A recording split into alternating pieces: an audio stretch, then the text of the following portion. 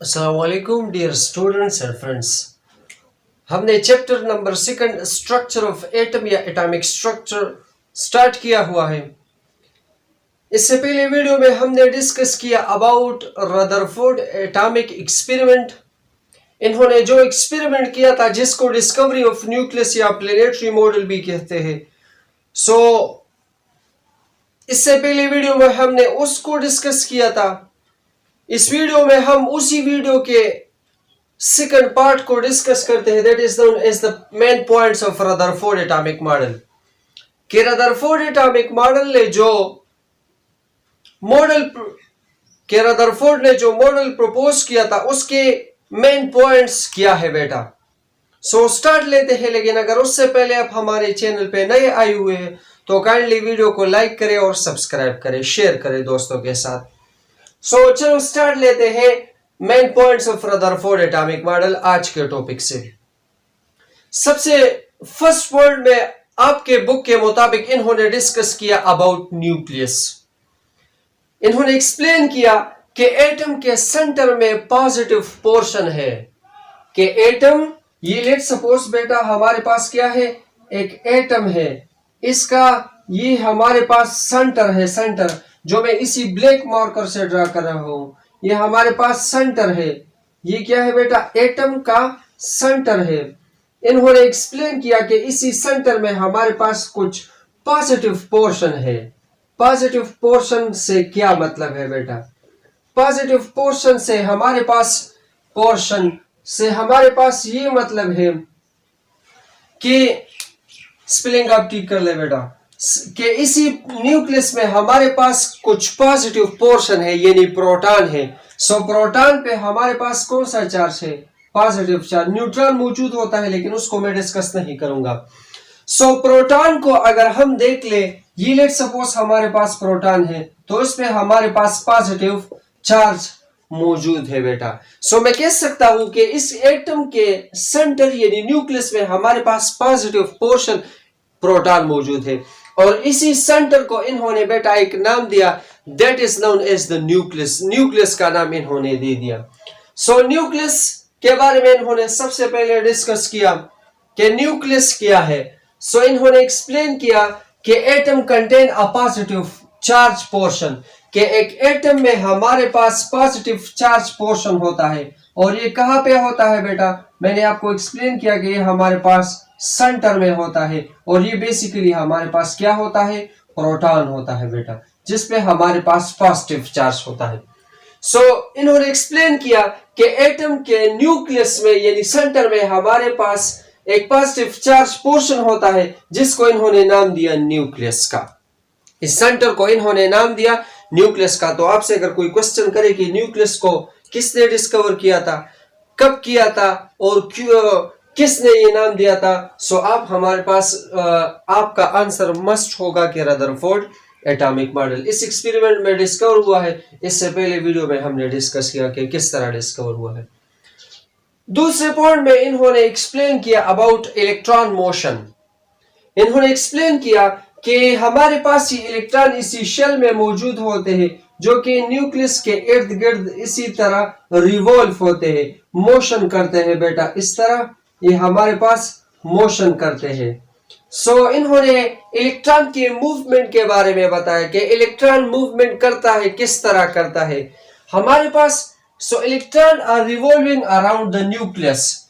ये इलेक्ट्रॉन हमारे पास न्यूक्लियस से अराउंड होते हैं, just like the planetary model, just like the planet around the sun. जिस तरह हमारे इसी प्लेनेट यानी अर्थ से सन इर्द गिर्द मोशन करता है, बिल्कुल यहां पर हमारे पास इसी न्यूक्लियस से इलेक्ट्रॉन इर्द गिर्द मोशन करते हैं। मैंने आपको एक्सप्लेन किया था कि रदरफोर्ड एटॉमिक मॉडल को हम प्लेनेटरी मॉडल भी कहते हैं और मैंने आपको ये भी एक्सप्लेन किया था कि हम रदरफोर्ड एटॉमिक मॉडल को प्लेनेटरी मॉडल क्यों कहते हैं। मैं आपको डिस्कस करूंगा इनके मेन पॉइंट्स में। आज मैं डिस्कस करूंगा कि why Rutherford atomic model is also known as the planetary model.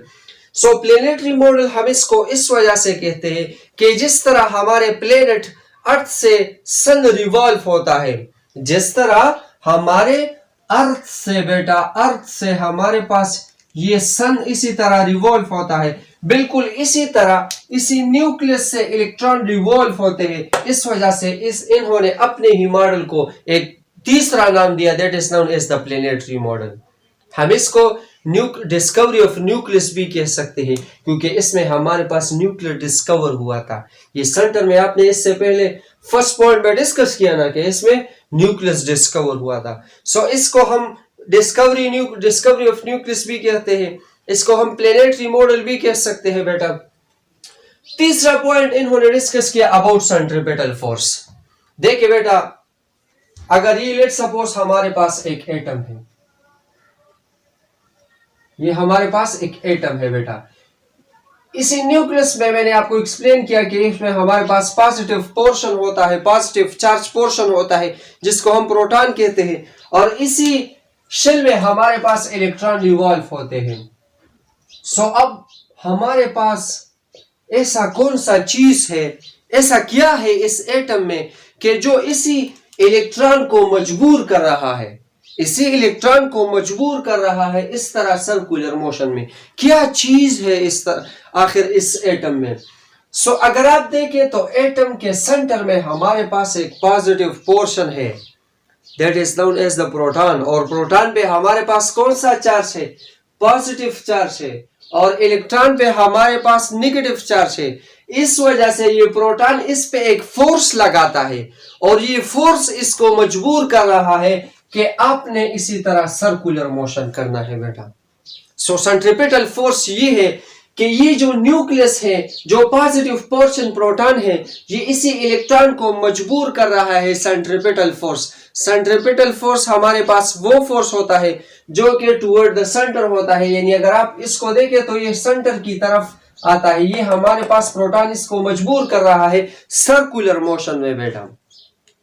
So third point हमारे पास क्या है कि the attractive force of the nucleus on the electron, कि ये जो न्यूक्लियस का इलेक्ट्रॉन पे अट्रैक्टिव फोर्स है बेटा, न्यूक्लियस का यानी प्रोटॉन का यानी न्यूक्लियस का जो इलेक्ट्रॉन पे अट्रैक्टिव फोर्स है, इसके दरमियान एक फोर्स मौजूद है बेटा।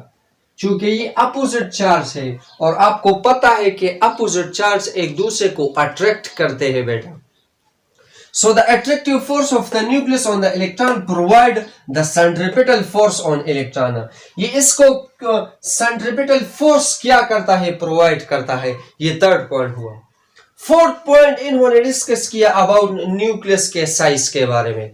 ये तो जनरल बातें हैं बेटा। अगर हम देखें तो न्यूक्लियस का साइज मैंने लेट सपोज उठा लिया और यहां पर लिख दिया। न्यूक्लियस का साइज कितना है बेटा? इतना सा है। इस एटम को देखिए, और अगर मैंने इस तरह बाकी एटम के स्ट्रक्चर को ड्रा किया तो वो हमारे पास इतना होगा लेट सपोज। तो अगर आप देखें तो इसी न्यूक्लियस का साइज स्मॉल है। न्यूक्लियस का साइज क्या है बेटा? साइज क्या है? स्मॉल है। और अगर हम इसी बाकी एटम को देखें तो इसका साइज हमारे पास लार्ज है। साइज हमारे पास क्या है बेटा? लार्ज है। देखिए ये हमारे पास इतना छोटा सा है, इतना छोटा सा है, और ये हमारे पास इतना बड़ा है। सो इन्होंने फोर्थ पॉइंट में ये एक्सप्लेन किया कि न्यूक्लियस का साइज अगर हम एटम के साथ कंपेयर करें तो न्यूक्लियस का साइज इंतहाई कम होता है, स्मॉल होता है as compare to the whole atom. The size of the nucleus यानी इसी न्यूक्लियस का size is very small as compare to the size of an atom. अगर एटम का साइज और न्यूक्लियस के साइज को हम कंपेयर करें सो न्यूक्लियस का साइज हमारे पास स्मॉल होगा और एटम का साइज हमारे पास क्या होगा? लार्ज होगा। इसके अलावा इन्होंने डिस्कस किया कि एटम में हमारे पास मोस्ट ऑफ द स्पेस क्या होता है? खाली होता है। ये हमारे पास अगर देखें तो ये हमारे पास खाली एम्प्टी स्पेसेस है बेटा। So most of the space in an atoms are empty. ये भी इसका एक पॉइंट है बेटा। इसके फिफ्थ पॉइंट में इन्होंने एक्सप्लेन किया about neutral atom. Neutral atom क्या है बेटा? अगर हम लेट सपोज हीलियम का एटम ले लें, सो आपको शायद पता है, अगर पता नहीं तो यहां पर गौर से देखिए बेटा। हीलियम के सेंटर में हमारे पास 2 प्रोटॉन मौजूद होते हैं। दो न्यूट्रॉन मौजूद होते हैं और दो इलेक्ट्रॉन मौजूद होते हैं, एक इलेक्ट्रॉन ये दूसरा ये। सो अगर आप इस एटम में देख ले तो हमारे पास प्रोटॉन कितने हैं बेटा? दो प्रोटॉन मौजूद है यहाँ पर। प्रोटॉन कितने हैं बेटा? दो प्रोटॉन मौजूद है। और अगर आप इलेक्ट्रॉन को देख ले तो इलेक्ट्रॉन हमारे पास एक ही है, दूसरा ही है। तो हमारे पास इलेक्ट्रॉन प्रोटॉन इक्वल है किस चीज के? दो इलेक्ट्रॉन यहाँ पर मौजूद है। यानी इसका नंबर अगर हम देख ले तो ये हमारे पास इक्वल है। दो इलेक्ट्रॉन यहाँ पर मौजूद है, दो प्रोटॉन यहाँ पर मौजूद है। इस चीज को इन्होंने नाम दिया न्यूट्रल एटम। के एटम हमारे पास एज अ होल न्यूट्रल होता है। न्यूट्रल का मतलब ये है कि इसमें हमारे पास नंबर ऑफ प्रोटॉन इक्वल होंगे नंबर ऑफ इलेक्ट्रॉन के अगर एटम में हमारे पास लेट सपोज 10 इलेक्ट्रॉन है तो उसमें 10 प्रोटॉन होंगे, 6 इलेक्ट्रॉन है तो 6 प्रोटॉन होंगे, 8 इलेक्ट्रॉन है तो 8 प्रोटॉन होंगे। ये नंबर हमारे पास इक्वल होगा। ये सिर्फ दो कंडीशन में इक्वल नहीं होगा, जब हमारे पास कैटायन और एनायन का जिक्र हम करेंगे बेटा। वो मैंने आपको इससे पहले कई वीडियो में एक्सप्लेन किया है। सो फिफ्थ पॉइंट में इन्होंने एक्सप्लेन किया कि न्यूट्रल एटम के बारे में। न्यूट्रल एटम क्या होता है? Atom is a neutral. ये हमारे पास न्यूट्रल होता है बेटा। न्यूट्रल का मतलब ये है कि the number of proton is always equal to the number of electron. The number of electron का जो नंबर है बेटा is equal to the number of proton. ये प्रोटॉन के नंबर के इक्वल होगा। सिक्स्थ और लास्ट पॉइंट में इन्होंने डिस्कस किया about energy and mass of an atom के हमारे पास अगर एक एटम है उसका एनर्जी अगर हम ले ले या मास हम ले ले, so it is just due to the nucleus. यानी इसी न्यूक्लियस की वजह से इसका एनर्जी और इसका मास है बेटा। सो लास्ट पॉइंट में इन्होंने डिस्कस किया mass and energy. Nucleus is responsible. Nucleus ही की वजह से, बाकी शिलों की वजह से नहीं, बल्कि हमारे पास इसी न्यूक्लियस की वजह से एटम का सारा एनर्जी ऑलमोस्ट और सारा मास ऑलमोस्ट हमारे पास सिर्फ इसी न्यूक्लियस की वजह से है। सो nucleus is responsible for the mass and energy of an atom. ये हमारे पास मास और एनर्जी के लिए रिस्पॉन्सिबल है। यहां पर मतलब ये है कि एटम का अगर हम एनर्जी देख ले तो ये हमारे पास ज्यादातर इसी न्यूक्लियस की वजह से होता है, या मास अगर हम ले ले तो ये हमारे पास ज्यादातर न्यूक्लियस की वजह से होता है। So that's all about the today lecture. Next lecture में हम डिस्कस करेंगे इसके third part, that is known as the limitation, defects or the drawbacks of Rutherford atomic model. Okay, thanks a lot. अपनी दुआओं में बेटा याद रखें।